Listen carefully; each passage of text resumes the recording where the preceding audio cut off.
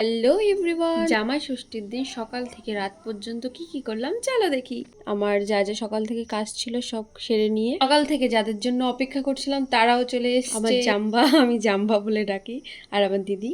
মা সব বাজারগুলো বের করে নিল, দেখে নিয়েছিল মিষ্টি, দই, কলা, আম। এরকম ভাবে কে আম খায় ভাই? ছাড়ো, বাদ দাও, বাপের বাড়ি আসার সব রান্না বান্না করে কমপ্লিট, সব গুছিয়েও নিয়েছি। এবার একে একে মাকে বুঝিয়ে দিচ্ছিলাম কিভাবে কোনটা দিতে হয়। জামাই ষষ্ঠীর দিন সব ভেজ আইটেম ছিল, পরের দিন নন ভেজ ওরা খেয়েছিল।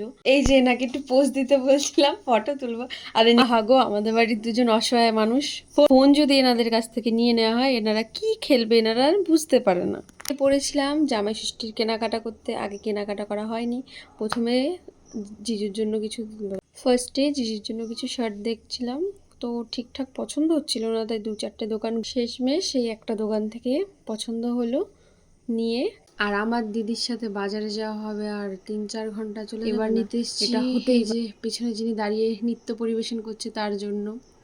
আমাকে যে কত দোকান ঘুরিয়েছে, আরও বলছে একটা দোকান, একটা একটা আমারটা কিনে দিতে। আমি বলেছি মোড়ে আবার জন্ম নিস তারপরে কিনে দেবো। ভিডিওটা এখানেই শেষ করলাম। আশা করি ভিডিওটা ভালো লেগেছে, তো লাইক একটা কমেন্ট করে দিও। তো বাই।